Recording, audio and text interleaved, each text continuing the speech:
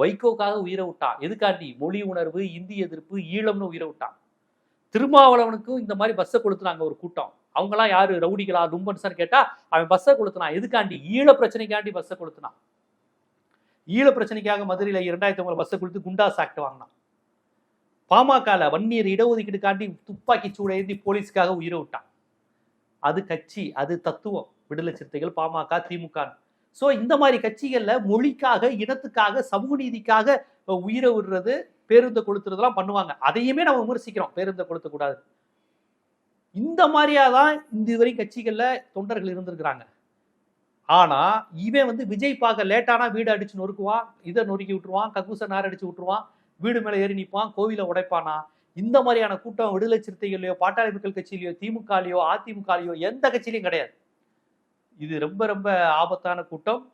எப்படி வலதுசாரிக்குன்னு ஒரு தத்துவம் இருக்கோ, அது எப்படி சமூகத்துக்கு ஆபத்துன்னு சொல்றோமோ, அதை விட பல மடங்கு ஆபத்து விஜய் தான்.